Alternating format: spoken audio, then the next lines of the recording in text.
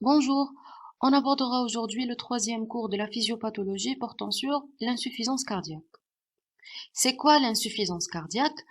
L'insuffisance cardiaque, c'est tout simplement lorsque le cœur n'arrive pas à pomper une quantité de sang suffisante pour notre cellule. Donc vous savez tous que le sang donne aux cellules les nutriments et l'oxygène nécessaires à son métabolisme et les cellules éliminent les déchets dans le sang. Donc si le cœur n'arrive pas à pomper cette quantité suffisante du sang aux cellules, aux cellules de notre organisme, on tombe dans ce qu'on appelle l'insuffisance cardiaque. Donc, elle est définie comme une défaillance des fonctions cardiaques. Ça veut dire que le cœur est incapable d'assurer un débit suffisant pour satisfaire les besoins de l'organisme. D'accord? Ce qui provoque une diminution de la perfusion sanguine de l'ensemble de l'organisme. Le cœur est incapable d'assurer dans les conditions normales les débits sanguins nécessaires aux besoins métaboliques et fonctionnels des différents organes.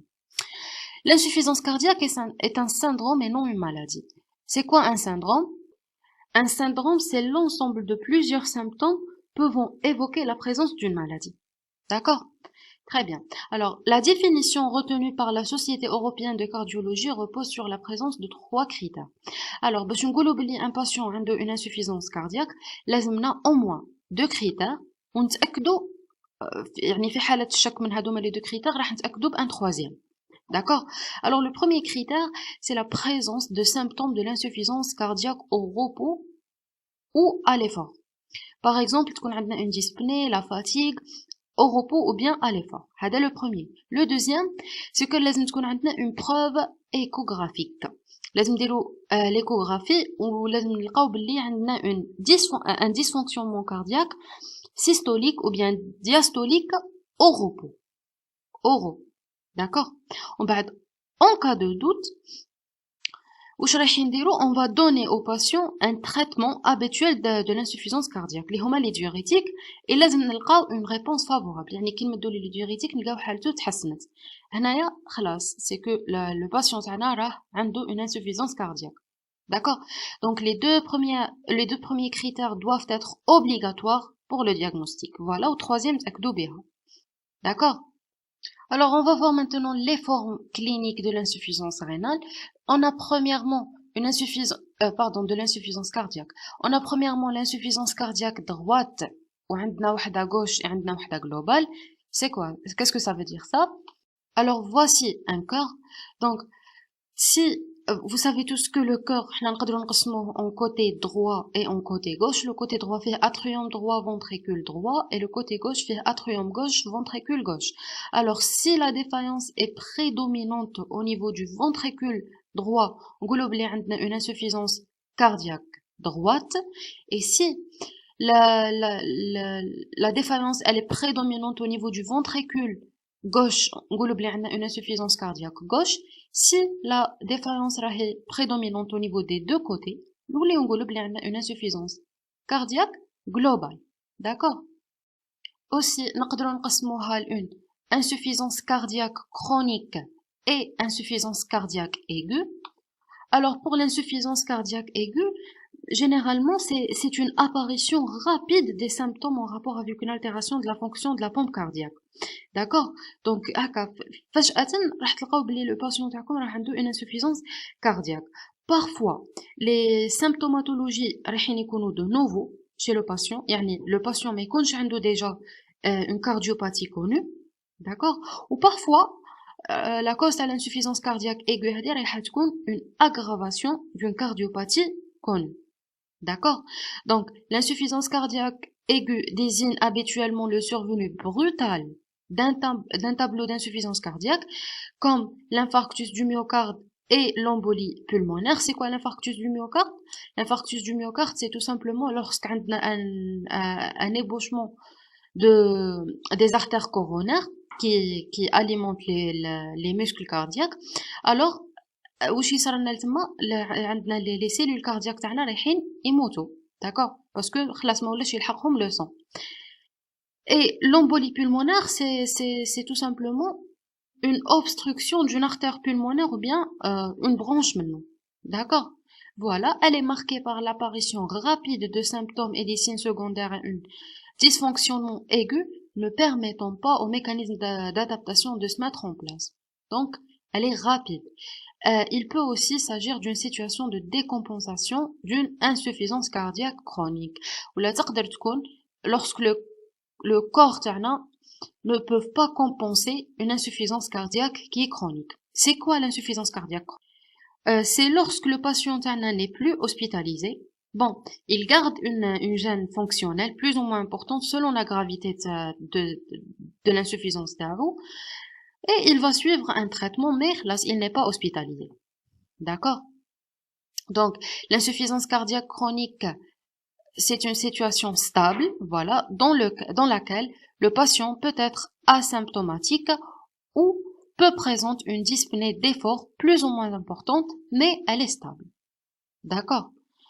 Voilà. On va voir un peu de l'épidémiologie. Alors, l'insuffisance cardiaque est un problème de santé publique. En Europe, la prévalence dans la population générale est située entre 0,4% et 2%. C'est quoi une prévalence? Une prévalence, c'est tout simplement le nombre de cas qui ont la maladie. D'accord? Elle augmente avec l'âge. Donc, plus on est âgé, plus on a un risque d'avoir une insuffisance cardiaque. L'âge moyen étant de 74 ans. Donc, c'est une pathologie de très mauvais pronostic. Le pronostic, c'est le jugement que porte un médecin après son diagnostic sur la durée et l'issue de la maladie. D'accord? Donc, malheureusement, on a un mauvais pronostic. Alors voilà, on a une association, اسمها New York Heart Association. هذه دارتنا une classification تاع l'insuffisance rénale من le cas le moins sévère حتى le plus sévère. D'accord? On a 3 classes, 1, 2, 3, 4. La classe 1 راح تكون عندنا une dyspnée pour des efforts importants et inhabituels. Alors, نهار نديرو un effort qui est par exemple l'activité physique intense, هنايا راح تكون عندنا une dyspnée. C'est quoi une dyspnée? C'est tout simplement une sensation de gêne respiratoire ou bien des difficultés de respiration. D'accord? Donc la classe 1, généralement le patient n'a aucune gêne dans sa vie courante. يعني نهار راح يدير une activité كبيرة بزاف قوية بزاف هنا راح تكون عنده dyspnée, sinon راح عايش normal. D'accord? Alors la classe 2 هنا راح تولي عنده une limitation modérée de la vie courante. يعني كون يدير une marche rapide ولا يطلع دروج par exemple plus de 2 étages تبدا تحكمو la dyspnée. D'accord? La classe 3 هنايا راح تولي عنده une dyspnée pour des efforts peu intenses. Par exemple une marche normale, يمشي normal ولا يطلع moins de 2 étages يبدا يحكمو تبدا تحكمو déjà la dyspnée. La classe 4, le patient présente une dyspnée au repos. يعني راه déjà في le repos وراه عنده une dyspnée. D'accord? Donc, impossibilité de mener des activités sans gêne, confinant le patient chez lui ou dans sa chambre. Là, c'est la classe la plus sévère. D'accord? Alors, on va faire un rappel physiologique. Attendez. Alors, on dit un petit rappel à comment notre corps fonctionne. D'accord? Alors, premièrement, les 20 caves, en bleu, c'est la 20 caves supérieure, la 20 caves inférieure. Donc, les 20 caves vont transporter le sang désoxygéné, qui vient de la circulation systémique, vers l'atrium droit. C'est l'atrium droit. Après, l'atrium droit va faire passer le sang vers le ventricule droit, après ouverture de la valve tricuspide. D'accord? En bas, le ventricule droit va faire passer le sang vers les artères pulmonaires. D'accord? Bien sûr, après l'ouverture de la valve sigmoïde. Après, le sang هذا رايح يروح vers les poumons. D'accord? Les poumons, رايح يصرى les échanges gazeux. وين عندنا نعاودو نجيبو l'oxygène et on va éliminer le CO2. ومن بعد هذاك le sang oxygéné راح يعاود يرجع par les veines pulmonaires vers l'atrium gauche cette fois-ci. On بعد l'atrium gauche, on بعد le sang passe de l'atrium gauche vers le ventricule gauche après l'ouverture de la valve mitrale, le ventricule gauche va éjecter le sang dans l'aorte après l'ouverture de la valve sigmoïde où l'aorte va éjecter le sang vers toutes les cellules de l'organisme. D'accord? Alors, on te quelques mots. Premièrement, tout le sang qui gît par exemple par les veines pulmonaires. يجي l'atrium يجي l'atrium gauche وبعدين يعاود يهبط le ventricule gauche. هذاك le sang après ما تغلق la valve يعني après ما يخلص le diastole la diastole هذاك le sang اللي رايح يكون في le ventricule نعيطولو le volume télédiastolique. Donc le volume télédiastolique c'est le volume اللي كاين في le ventricule après la diastole. D'accord? Après, le ventricule va éjecter une grande partie de ce sang. D'accord? Il va يبعث une grande partie de volume télédiastolique. Alors, il va éjecter une grande partie. هذيك la partie اللي éjectaها في l'aorte نعيطولها le volume d'éjection systolique. Bon, c'est un volume qui est éjecté, راه بعثناه في l'aorte, systolique, يعني après la contraction du ventricule. D'accord? Donc, بعد شوية وبقى شوية. هذاك le volume اللي بقى في le ventricule تاعنا après la systole, نعيطولو le volume télésystolique. D'accord? Donc, volume télédiastolique, c'est le volume dans le ventricule après la diastole, c'est le volume total. ومن بعد le ventricule رايح يبعث شويه رايح يبعث بزاف في l'aorte نعيطولو le volume d'éjection systolique. يبقى لنا شويه c'est le volume télésystolique. D'accord? Donc نغارديو une équation في راسنا c'est que le volume télédiastolique رايح يساوي la somme تاع le volume d'éjection systolique زائد le volume télésystolique. ومن بعد نلعبوا بها كيما حبينا. D'accord? Alors, Hadi, c'est presque un résumé une grande partie de notre cours. Alors, on a déjà dit c'est quoi l'insuffisance cardiaque? L'insuffisance cardiaque, c'est une diminution du débit cardiaque. Alors, c'est quoi un débit cardiaque? Le débit cardiaque, c'est tout simplement combien de sang notre corps pompe en millilitres par minute. D'accord? Voilà. Donc, le débit cardiaque, يساوي la fréquence cardiaque fois le volume d'éjection systolique. عرفنا c'est quoi un volume d'éjection systolique? Bon, le volume d'éjection systolique c'est le volume اللي يبعثو le ventricule gauche par exemple في l'aorte. D'accord? Voilà. تبقى la fréquence cardiaque. La fréquence cardiaque c'est tout simplement le nombre de battements par minute. Alors, وقتاش ينقص le débit cardiaque? C'est lorsqu'il y a un problème les représentants اللي هي la fréquence cardiaque ou bien le volume d'éjection systolique. Alors la fréquence cardiaque سهلة. La fréquence cardiaque يتحكم فيها tout simplement le système nerveux autonome. Alors le système nerveux autonome, il va agir dans le node sinusal. D'accord? Donc le système nerveux sympathique va augmenter la fréquence cardiaque et le système nerveux parasympathique va diminuer la fréquence cardiaque. Tout simplement. Donc, la fréquence cardiaque, c'est là. Alors, pour le volume d'éjection systolique, هو يتحكموا فيه 3 critères. اللي هي la post-charge, la pré-charge et la contractilité. On va définir كل وحدة فيهم. راح نبداو بلا pré-charge. La pré-charge, c'est tout simplement le volume télédiastolique. هذا هو لو كور تاعنا. ابري ما نديرو لا دياستول يعني ابري ما لاتريوم يصب الدم كامل في لو فونتريكول وتستغلق لا فالف ميترال لو فوليوم اللي راح في لو فونتريكول هذاك هو لو فوليوم تيلي دياستوليك وهذاك هو لا بريشارج. داكور؟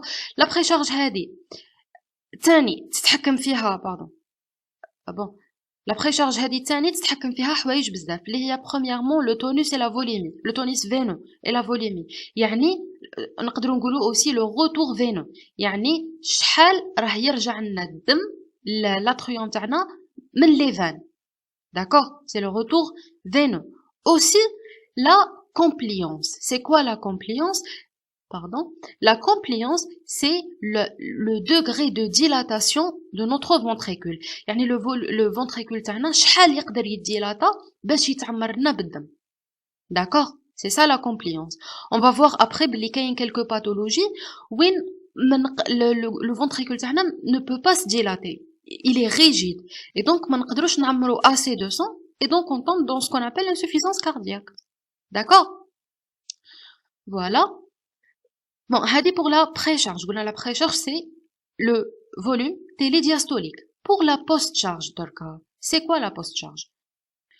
Alors, la post-charge, c'est lorsque le sang passe du ventricule droit vers l'artère pulmonaire ou bien du ventricule gauche vers l'aorte, les artères, l'aorte et l'artère pulmonaire vont générer une pression qui va gêner le passage de sang. D'accord? Donc, si on veut définir la post-charge, c'est tout simplement la pression, ou bien la pression, les artères, d'accord? Et la pression, elle va gêner le passage de sang.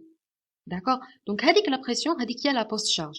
Donc, si on veut si رايحة تكون عندنا une post-charge كبيرة au niveau des artères تاعنا وين لدرجة ما نقدروش نبعثوا le sang vers l'artère تاعنا هنايا aussi c'est une insuffisance cardiaque. D'accord? Voilà. يعني je veux dire c'est parmi les causes de l'insuffisance cardiaque. D'accord? الحاجة الأخرى c'est bien la contractilité. Vous savez tous que notre corps c'est un muscle. Donc, il va se contracter. نقولوا la contractilité ou bien l'ionotropie. Alors, علاش قرينا هادو مع الحوايج كامل؟ نعاودوا نرجعوا للخيط تاعنا. Donc, عندنا insuffisance cardiaque, c'est une diminution de débit cardiaque. Donc, كيفاش ينقص le débit cardiaque؟ soit يصرى لنا خلل في la fréquence cardiaque. La fréquence cardiaque قلنا يتحكم فيها le système nerveux autonome, le sympathique يطلعها و le parasympathique يهبطها. Et عندنا aussi le volume d'éjection systolique. Le volume d'éjection systolique هذا كي ينقص راح ينقص le débit cardiaque. Le volume d'éjection systolique يتحكم فيه la post-charge اللي هي la pression générée par les artères. تتحكم فيه la précharge اللي هو tout simplement le volume télédiastolique. Et تتحكم فيه la contractilité ou bien l'ionotropie de notre muscle. Si le muscle تاعنا ما يقدرش يدير une contraction كبيرة, le volume d'éjection systolique ينقص et automatiquement le débit ينقص et نطيحوا في l'insuffisance cardiaque. D'accord? Donc c'est presque donc بهذا رايحين نستنتجوا l'étiologie de notre insuffisance cardiaque. Alors on va lire celui-là. Le débit cardiaque dépend du volume d'éjection systolique et de la fréquence cardiaque. Le volume d'éjection dépend de la précharge, la post-charge, la contractilité du corps ou bien l'ionotropie, la force de contraction intrinsèque de myocarde. Le volume d'éjection systolique, c'est le volume télédiastolique moins le volume télésystolique. Le volume télédiastolique, c'est le volume maximal en fin de la diastole. Le volume télésystolique, c'est le volume maximal en fin de la systole. La fraction d'éjection, la fraction d'éjection est le paramètre le plus utilisé pour caractériser la fonction systolique. Alors, c'est quoi la fraction d'éjection? La fraction d'éjection, tout ça, oui, non. Le volume d'éjection systolique, elle a le volume télédiastolique. D'accord? Donc, le corps sain, généralement, le volume d'éjection systolique dans un corps sain, généralement, il s'agit de 65% في le volume télédiastolique. يعني, حنايا, كي نديرو la systole تاعنا رايحين نبعثو presque 65% حتى 70% من le volume télédiastolique تاعنا. D'accord? Donc, قالك هذه la fraction d'éjection. La fraction d'éjection, c'est le paramètre le plus utilisé pour caractériser la fonction systolique. معناها نهار ينقص le volume d'éjection systolique تنقص معاه la fraction d'éjection.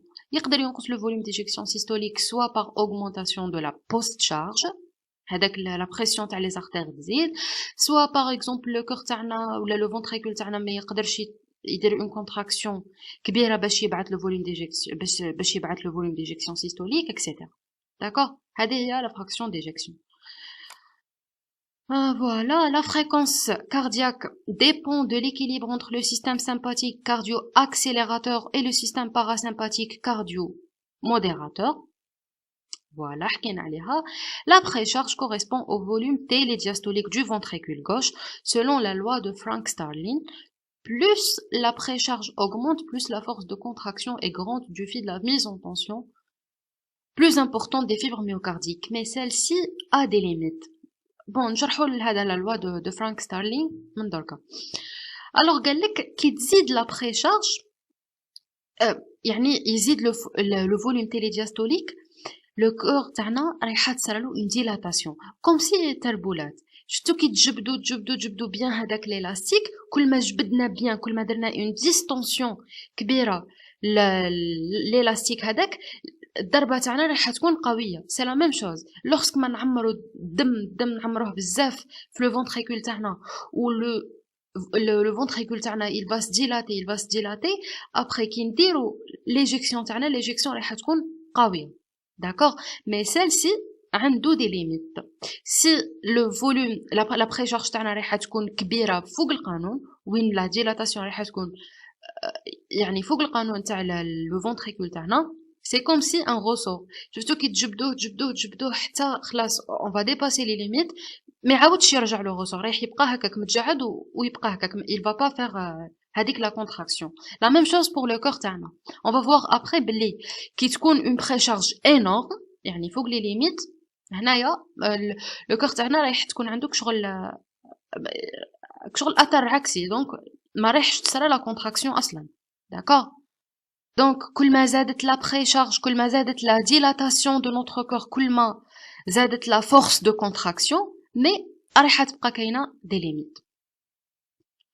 La post-charge, c'est la force s'opposant à l'éjection du ventricule en systole contre la pression systolique pour le ventricule gauche et la pression artérielle pulmonaire pour le ventricule droit. هذه شرحناها. La contractilité myocardique ou bien l'ionotropisme, c'est la force de contraction intrinsèque du myocarde indépendante des conditions de charge. Voilà, هادوما ثلاثه post-charge, pré-charge, contractilité يتحكموا في le volume d'éjection systolique.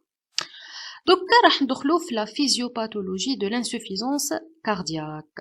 Alors, نركزو شوية هنايا. Les deux grands mécanismes responsables de l'insuffisance cardiaque sont premièrement l'altération de la contractilité du muscle cardiaque et aussi l'altération de la fonction diastolique seule. Alors, نبداو l'altération de la contractilité du muscle cardiaque. Par exemple, qui تكون عندنا par exemple une myocardite, ça veut dire une inflammation du muscle cardiaque. هنايا كي تكون عندنا une inflammation du muscle cardiaque, le muscle cardiaque تاعنا راه مريض, donc on peut pas faire une contraction. d'accord et donc on peut pas éjecter assez de sang dans l'artère تاعنا. ou là par exemple تكون عندنا une infarctus du myocarde, يعني une destruction des muscles cardiaques parce que les artères coronaires qui alimentent les muscles sont bouchées.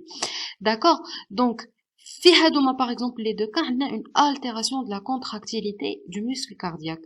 le muscle تاعنا ne peuvent pas se contracter bien et donc ما يقدرش يبعث assez de sang. l'éjection de sang vers l'aorte pour le ventricule gauche et vers l'artère pulmonaire pour le ventricule droit رايحه تكون قليله parce que le cœur تاعنا ما يقدرش يدير une contraction مليحه. la deuxième des choses c'est l'altération de la fonction diastolique seule, qui m'a par exemple une maladie اللي نعيطوا لها le tamponade cardiaque. هنايا واش راح يصرى؟ راح يكون عندنا un liquide في l'intérieur du péricarde تاعنا. alors هذا le liquide il va générer une pression. هذه la pression elle va empêcher notre corps de se dilater. d'accord donc كي الكور تاعنا ما يقدرش يتديلاتا ما يقدرش يتعمر بيان بلا بريشارج بلو فوليوم تاع لي دياستوليك. دونك لا بريشارج تاعنا رايحه تنقص اي دونك كي ينقص لو فوليوم تاع لي دياستوليك اوتوماتيكمون رايح ينقص لو فوليوم ديجيكسيون سيستوليك اي بيان سور رايح ينقص le débit cardiaque كامل. d'accord donc ces deux mécanismes entraînent une chute du débit cardiaque. نعاودوهم هما la contractilité du muscle cardiaque et la fonction diastolique. les conséquences de la chute du débit cardiaque هذه نعرفوها. le sang apporte les nutriments et l'oxygène à l'ensemble de l'organisme. il permet également d'en évacuer les déchets dont fait partie le CO2. en bas, une chute du débit cardiaque ne permet donc pas d'assurer une fonction correcte de l'organisme et en cas de dysfonctionnement cardiaque, l'organisme va réagir en mettant en jeu certain nombre de mécanismes compensateurs. alors كما ربي سبحانه خلق le corps تاعنا كي يكون كاين un dysfonctionnement, le corps تاعنا ما يبقاش قاعد, il va essayer de compenser هذاك الخلل, رايح essayer يصلح هذاك الخلل. On va voir هادوما les mécanismes compensateurs. Tous ces mécanismes sont bénéfiques à court terme. Malheureusement les mécanismes compensateurs هادو ما يطولوش بزاف. C'est vrai رايح يعاونونا بصح الفترة قصيرة برك. Car ils ont comme objet de maintenir le débit cardiaque et la pression de perfusion des différents organes, mais à long terme, ils contribuent à augmenter le travail et la consommation en oxygène du corps. Donc, في الديبي رايحين يكونوا bénéfiques, mais après, يعني à long terme, رايحين يوليو عندهم des inconvénients كتر من les bénéfices تاعهم. D'accord? On va voir هادوما les mécanismes. Premier, bon, on a déjà des mécanismes cardiaques qui diront le cœur في حد ذاته, on a des mécanismes extracardiaques يعني diront les autres organes. Alors, on va commencer par les mécanismes cardiaques, اللي هو le remodelage cardiaque.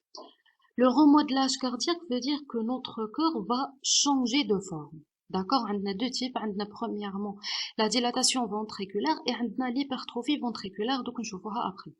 Alors, وقتاش تكون عندنا une dilatation ventriculaire, c'est lorsque تكون عندنا une atteinte de la précharge. يعني le volume تيلي diastolique تاعنا راح يكون كبير بزاف, وبين لو كور تاعنا ما يقدرش يبعث هذاك لو فوليوم, ما يقدرش يدير l'éjection تاعو. Donc هنايا le corps تاعنا qu'est-ce qu'il va faire? Il va se dilater. Les cavités cardiaques vont se dilater. Donc je me dilate bien pour pousser هذاك le sang. Déjà, كيفاش راح يزيد le volume télédiastolique? C'est tout simplement نهار تكون عندنا une atteinte du volume télésystolique. Donc شتو كي نديرو لا سيستول ونديرو l'éjection, راح يبقى لنا بزاف لو سون هنايا, ومن بعد رايحين حنايا نزيدو نعمرو عليه, رايحين نزيدو من لي فان بولمونير رايح يزيد يجينا لو سون, وحنا ديجا هنايا راه بقى لنا بزاف لو سون. دونك لو فوليوم تيليدياستوليك تاعنا, واش قول لو فوليوم تيليدياستوليك تاعنا رايح يكون كبير بزاف. دونك حنايا لو كور تاعنا كومون il va s'adapter, رايح il va se dilater كتر باش يبعث لو سون بقوة أكتر. مي سي هذاك لو ميكانيزم تاع فرانك ستارلين, بصح حنايا قلنا بلي هذاك لو ميكانيزم il est limité. D'accord? Donc on va voir. Bon, en cas de l'altération de la fonction d'éjection de volume télésystolique, donc le volume résiduel après l'éjection ventriculaire est augmenté. كما قلنا يبقى لنا بزاف الدم après l'éjection. Lors de la diastole suivante, la pression télédiastolique va avoir tendance à augmenter le volume télédiastolique. D'accord? Et donc le cœur تاعنا رايح يدير un remodelage, رايح يدير une hypertrophie excentrique. D'accord?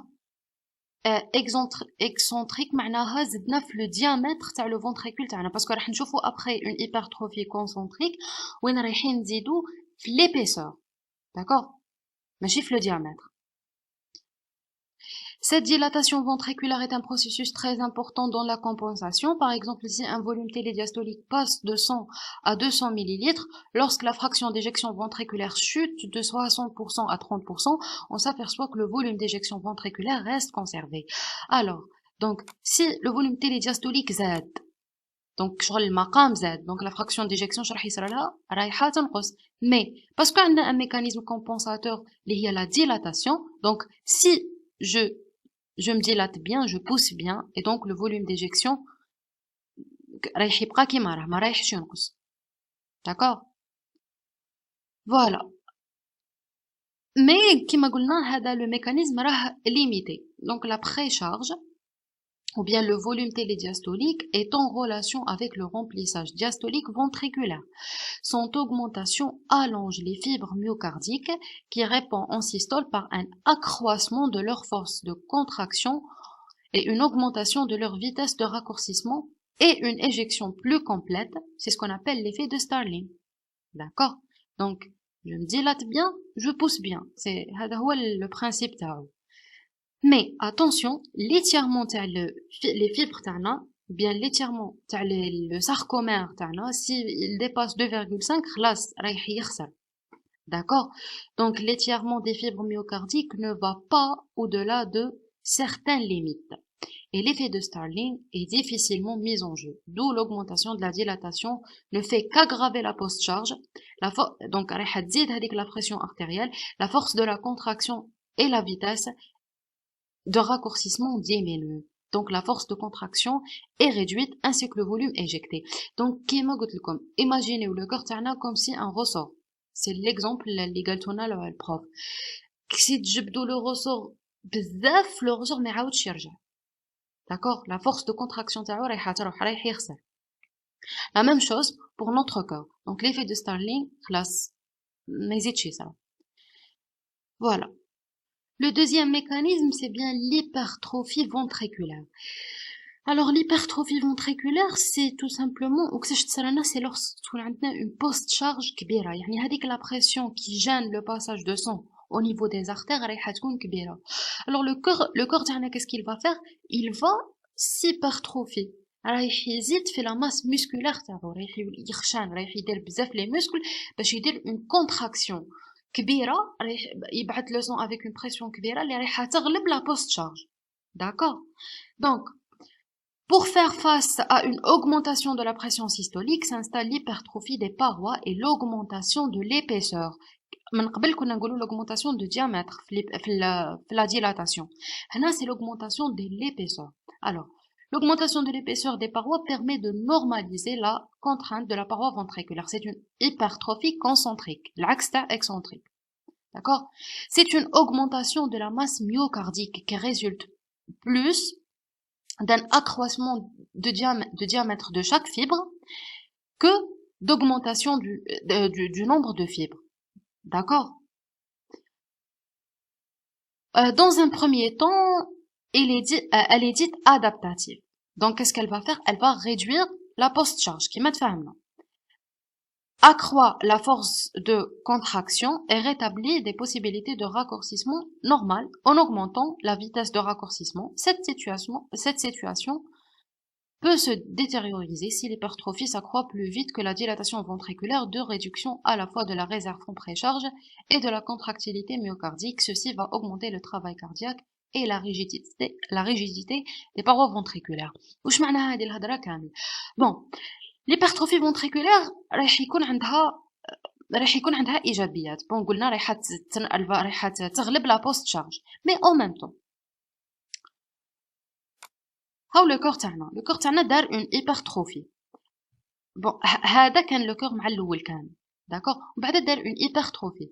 كي دار ليبرتروفي تاعو راه نقص من لو فوليوم تاع لو فونتريكول.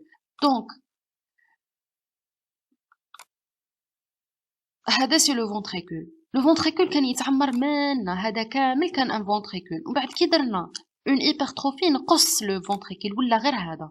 D'accord? Donc, où نقصنا la précharge. Qui نقصوا la précharge, ينقص le volume d'éjection, on tombe aussi dans l'insuffisance cardiaque. Donc, رايح يكون عندها إيجابيات ورايح يكون عندها aussi سلبيات. كما هضرنا من قبل. D'accord? هذه pour l'hypertrophie ventriculaire. Donc, c'est quoi? C'est, on résume, l'hypertrophie ventriculaire, c'est tout simplement le cœur تاعنا رايح, il va essayer d'augmenter l'épaisseur تاعو. Comment? Il va augmenter le diamètre تاع les fibres تاعو et pas le nombre. Il va essayer d'augmenter le diamètre أكثر من le nombre تاع les cellules تاعو. هكا يزيد l'épaisseur et يزيد la force de contraction. عندنا aussi l'activité sympathique اللي رايحة تريغولي لنا la fréquence cardiaque. Donc, là, par le corps a des récepteurs bêta-adrénergiques, l'adrénaline, et on va augmenter la fréquence cardiaque. Qu'est-ce que la fréquence cardiaque? Le débit cardiaque, mais aussi des effets secondaires. Comment? Donc, par exemple, quand la fréquence par exemple, elle dépasse le 160 battements par minute, un raccourcissement de diastole. D'accord? Donc, رايحين نقصوا من le volume de remplissage. Parce que si le ventricule se contracte, ما رايحش يكون عنده الوقت أصلاً باش يتعمر. D'accord? ما يكونش عنده الوقت باش نديرو un remplissage. Et donc, رايح ينقص le volume. رايح تنقص la précharge, tout simplement. Donc, parce que vous savez que باش يصرى le remplissage, لازم les ventricules تاعنا يكونوا en relaxation. Mais si زدنا la fréquence, هما لي فونتريكول رايحين يبقاو رايحه تبقى تصير لهم جوست اون كونتراكسيون وين اصلا ما رايحينش يتعمروا بيان.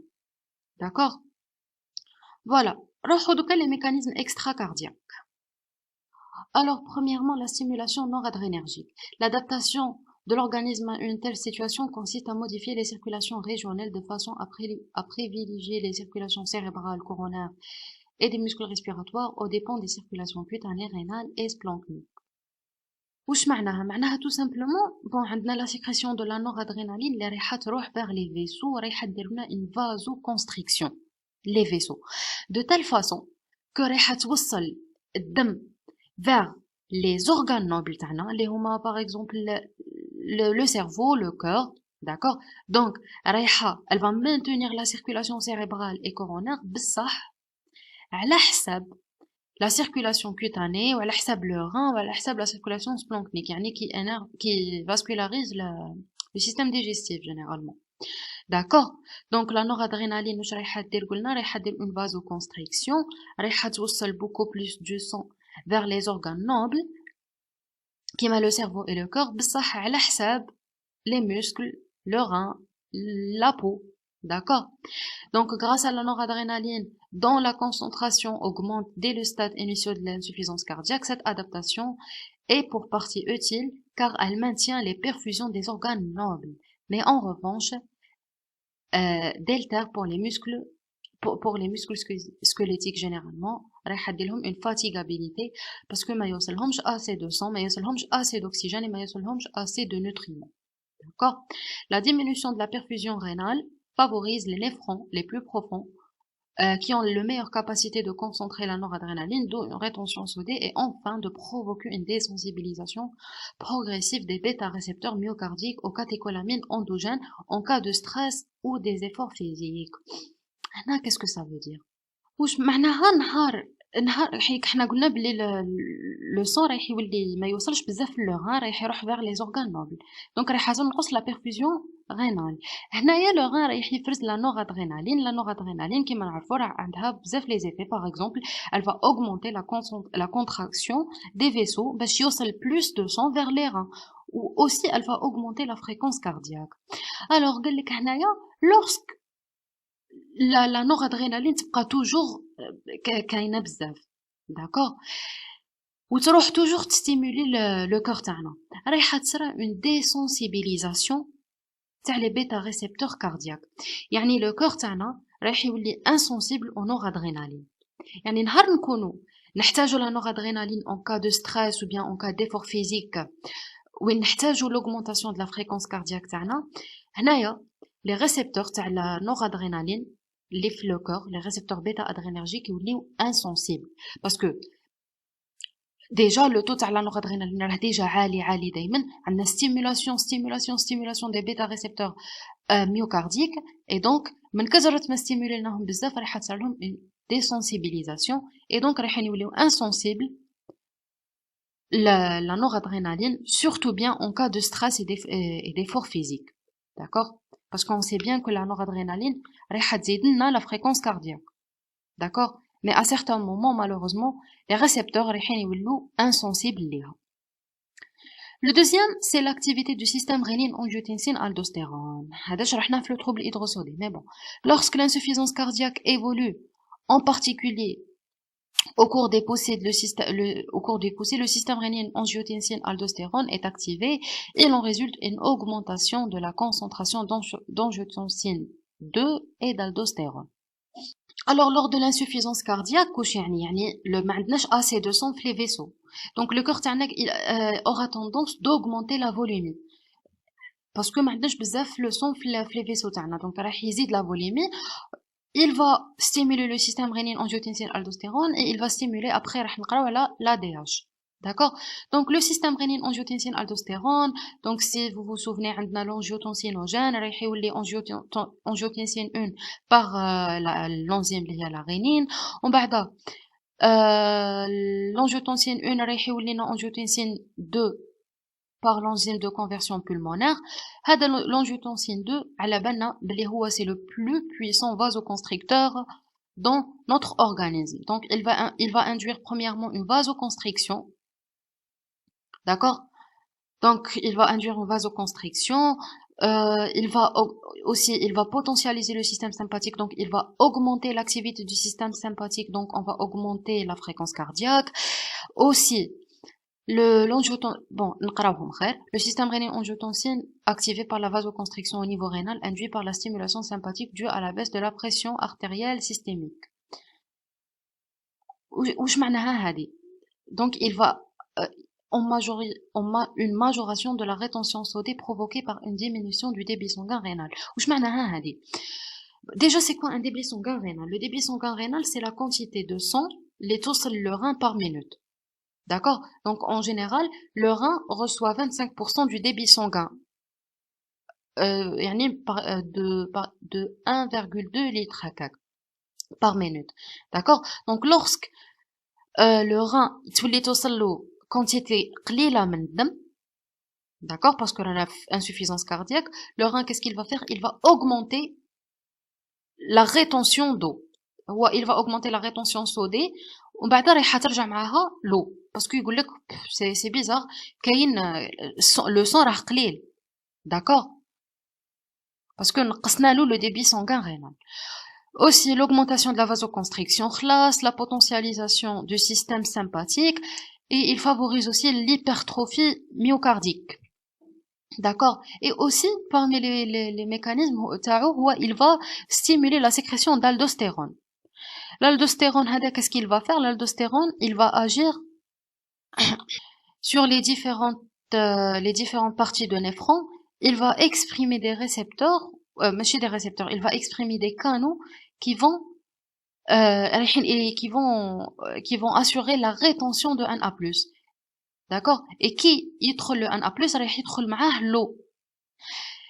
Et c'est pour ça que واحد يكون عنده une insuffisance cardiaque رايح تلقاوه عنده des odèmes, etc. Donc رايح تلقاوه منفخ l'eau في كل بلاصة, les séreuses, les plèvres تاعو كامل معمرين بالماء. D'accord?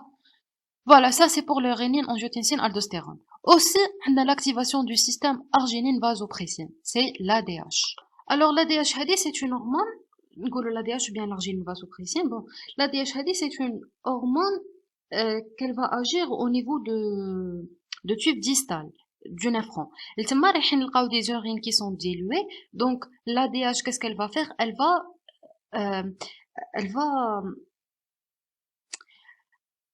va exprimer des récepteurs ou bien des canaux, les aquaporines de type 2. Les aquaporines, qu'est-ce qu'ils vont faire? Ils vont augmenter la rétention d'eau. Mais هنايا رايحه تدخل له وحده, ماشي كيما l'aldostérone يدخل له Na+ ويدخل معاه l'eau. Donc vous savez كي تكون عندنا une activation de ce système رايحه يدخل l'eau برك, ما يدخلش معاه le Na+. Et donc رايحه تكون عندنا hyponatrémie. D'accord, parce que يدخل غير l'eau. Dans ce cas كي نروحو نديرو le bilan تاعنا ونلقاو عندنا une hyponatrémie, هنا c'est un signe كما قال لنا, c'est un signe de gravité. انا رانا في l'insuffisance cardiaque, je suis grave. D'accord? Donc, dans le but de maintenir la pression de l'organisme, on va déclencher la sécrétion d'hormones antidiurétiques, l'arginine-vasopressine, provoquant une rétention d'eau en excès par rapport à la rétention sodée, voilà. Donc, on a une hyponatrémie, qui est un signe de gravité. Mais, les deux systèmes, l'arginine, vasopressine et le système rénine-angiotensine aldostérone, ont des effets secondaires. Par exemple, l'aldostérone, bon, il va stimuler le cœur et tout. Mais l'aldostérone va provoquer aussi une cytolyse de la cellule cardiaque. Il va détruire les cellules cardiaques. Donc, cette destruction des cellules cardiaques, de quelques cellules cardiaques, va induire la libération d'un autre système. Elle va activer un autre système, l'axe, les systèmes angiotensine, aldostérone, ou le système ADH. C'est ce qu'on appelle le système vasodilatateur. Donc, on dirait notre corps un rétrocontrôle négatif à les deux systèmes qui vont augmenter la volémie. On va activer un système, machine vasoconstricteur cette fois-ci, c'est un système vasodilatateur. On va pas sécréter des antidiurétiques, par contre, on va sécréter des natriurétiques. D'accord? Alors, c'est quoi le système vasodilatateur? On a déjà trois. On a le AMP, le BNP et le CMP. Le AMP, c'est l'atrium natriurétique peptide. C'est les natriurétiques, le facteur natriurétique, les sécrétés l'atrium, ou le BMP, les sécrétés le ventricule, et le CMP, les sécrétés l'endothélium. D'accord? Alors, les facteurs natriurétiques, qui sera une distension au niveau des oreillettes, où il y a assez de volume, assez d'eau. Les facteurs natriurétiques vont éliminer le Na+, et ils vont éliminer l'eau. Donc, on va augmenter la natriurèse. D'accord? On va uriner plus. Voilà. Donc, dès le début de l'insuffisance cardiaque, l'organisme tente de bloquer les symptômes en mettant en circulation certaines substances vasodilatatrices qui sont les facteurs natriurétiques, auriculaires et ventriculaires qui provoquent une vasodilatation, et tente de faire excréter le Na+, au niveau des reins. D'accord? Les sécrétés les vasodilatateurs, c'est bien qui yibda l'aldostérone ou les systèmes qui augmentent la volémie yibda la destruction des cellules cardiaques. D'accord? Donc le cœur on dirait un rétrocontrôle négatif, un effet antagoniste. Les vasodilatateurs. D'accord? Maintenant, on va voir les différentes conséquences cliniques de l'insuffisance cardiaque. L'insuffisance cardiaque, c'est bien le sang, mais où les cellules tana. Donc, il y aura des conséquences à les différents organes. راح نشوفوهم un par un. Alors, راح نبداو par les conséquences hémodynamiques. Le débit cardiaque au repos peut rester normal ou diminuer, mais à l'effort, l'accroissement du débit cardiaque devient insuffisant. Cette réduction de débit cardiaque entraîne une augmentation de la différence artério-veineuse en oxygène, donc diminution du transport d'oxygène, alors que sa consommation au niveau des tissus reste normale ou augmentée. Alors, l'insuffisance cardiaque, le corps tana est incapable de satisfaire les besoins de l'organisme. En cas de l'effort physique, les cellules et les tissus tana, les tissus musculaires et tout vont consommer plus d'oxygène. Mais malheureusement, ما رايحينش يلقاو هذاك l'oxygène في les vaisseaux tana. D'accord? Donc les artères رايح يكون نقص منهم الدم et donc نقص منهم l'oxygène. Pour les poumons, l'augmentation de la pression capillaire au-delà de la pression oncotique des protéines peut entraîner une ionodation alvéolaire responsable d'un œdème aigu du poumon, l'OAP. On va voir le mécanisme de l'OAP en détail. Alors, si le ventricule gauche est lésé, donc il ne peut pas éjecter tout le volume, il ne peut pas éjecter assez de volume dans l'aorte. Un peu de volume télésystolique au niveau du ventricule. À chaque cycle, le volume يزيد au niveau du ventricule. au niveau du ventricule.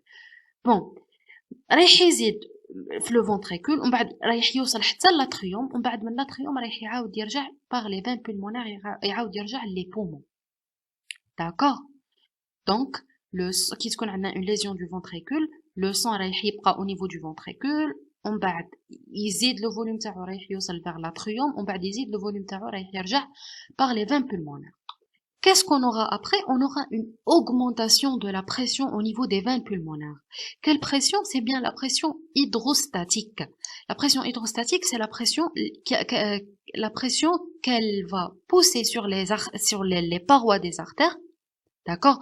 C'est la pression qui dira le sang à les parois des artères.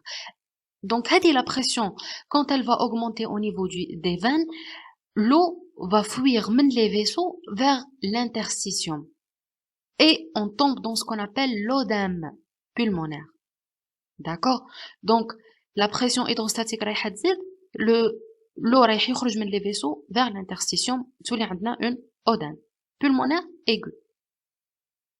Aussi, une hypertension pulmonaire permanente peut entraîner des lésions alvéolaires irréversibles. L'hypertension artérielle pulmonaire, c'est la post-charge. C'est l'augmentation de la post-charge. D'accord?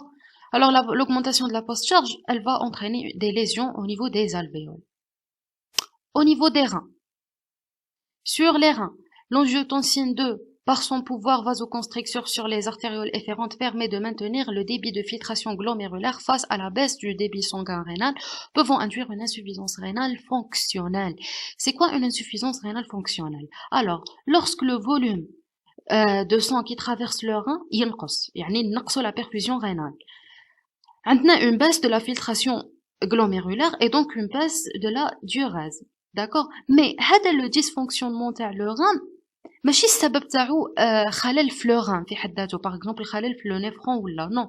C'est une insuffisance qui est fonctionnelle يعني elle est due soit راه عندنا une hypovolémie soit dans ce cas راهي عندنا une diminution de la pression artérielle parce que عندنا une insuffisance cardiaque. D'accord? C'est ça l'insuffisance rénale fonctionnelle. Mais c'est parce que le rein a une atteinte rénale. Non. C'est parce que على حسب l'état de l'organisme تاعنا. Par exemple, on a une insuffisance cardiaque ou bien on a une hypovolémie, etc. Mais le rein ما راهوش atteint. D'accord? Alors pour le foie, l'augmentation de la pression centrale entraîne une augmentation des pressions des veines sus-hépatiques et des capsules sinusoïdes, par conséquent une congestion hépatique. Alors c'est presque le même mécanisme تاع l'OAP. Alors cette fois-ci, on a le ventricule droit. Si on a une lésion au niveau du ventricule droit, يتعمر le ventricule droit بالدم, رايح يهبط يطلع vers l'atrium droit, on بعد vers les veines caves. Les veines caves, c'est la veine cave inférieure. Donc, على بالنا la veine cave inférieure, bon, رايح تهبط directement وين? Le foie. D'accord? Donc, le foie تاعنا رايح يتعمر بالدم. D'accord? C'est ça la congestion hépatique. Alors, elle va les conséquences de la congestion hépatique, c'est bien la cytolyse, ça veut dire la destruction des hépatocytes. Le cholestase, ça veut dire la diminution de la formation de la bile. Et d'autres signes d'insuffisance hépatocellulaire peuvent s'observer dans les formes avancées. Les muscles striés-squelettiques, une hypotrophie cette fois-ci. Une hypotrophie musculaire se développe en rapport avec les conditionnements physiques. ديجا كي يدخل الواحد بعد راح تلقاه فاتيغي راح تلقاه هكا فشلان دونك سي بسبب ليبوتروفي مسكولار باسكو ما عندناش اسي دو سون ما عندناش اسي دو نوتريمون ما عندناش اسي دوكسيجين اكسيتيرا لي زودين بيريفيريك ياك شفنا من قبل باللي تو لو سيستيم تاع لا ريتونسيون دو راهم ستيموليين. Donc, رايحين نلقاولو au niveau des différentes séreuses, les plèvres, le péricarde, le péritoine, etc. D'accord? Ils sont secondaires à la rétention hydrosodée grâce au aldostérone et de l'ADH, et aussi l'hypertension veineuse qui marche le foie, les veines caves et les poumons, les veines pulmonaires. D'accord? Voilà. On va voir maintenant quelques causes de l'insuffisance cardiaque. On va commencer par l'insuffisance cardiaque gauche. Donc, alors pour l'insuffisance cardiaque gauche, on va par la surcharge mécanique. Premièrement, l'hypertension artérielle. C'est bien l'augmentation de la post-charge. Donc, la post-charge, c'est-à-dire la pression qui gêne le passage de sang, dans ce cas, le volume d'éjection systolique, et donc, le débit cardiaque et c'est l'insuffisance cardiaque. Rétrécissement aortique. Le rétrécissement aortique, c'est la diminution du diamètre de l'aorte. Et aussi, qui ينقص le diamètre تاعو, donc ما نقدروش نبعثو assez de sang, et donc ينقص le volume d'éjection systolique. Une surcharge volumétrique. Une régurgitation valvulaire mitrale ou aortique. Par exemple, on va prendre premièrement l'insuffisance mitrale, par exemple. Alors, هذه la valve mitrale. فهنا واش يصرى c'est que la valve mitrale ما تستغلقش في لا سيستول. ياك حنا باش يصرى لا سيستول ويطلع وتصرى ليجيكسيون لازم لا valve mitrale تكون مغلوقه ولا valve هذه aortique تكون مفتوحه. Alors هنايا la valve mitrale ما تستغلقش au niveau ما تستغلقش au niveau du systole. Et donc qu'est-ce qu'on a? On a une augmentation de la volémie في le ventricule تاعنا et donc ما نقدروش نبعثو هذاك le sang. Ça c'est pour la valve mitrale. Donc l'insuffisance aortique c'est quoi? L'insuffisance aortique c'est que la valve aortique ما تستغلقش complètement. Donc حنا نبعثوا لو سون وهو يعاود يرجع. داكوغ، حنا نبعثوا لو سون وهو يعاود يرجع في لو سونس انفيرس باسكو لا فالف اورتيك ما تستغلقش. داكوغ. ou bien des communications interventriculaires هنايا c'est un cas pathologique وين تكون عندنا une ouverture au niveau du septum interventriculaire. D'accord? Alors, deuxièmement, par altération du muscle cardiaque, par exemple, une cardiomyopathie ischémique. C'est quoi l'ischémie? C'est tout simplement un défaut d'oxygénation du muscle cardiaque. D'accord?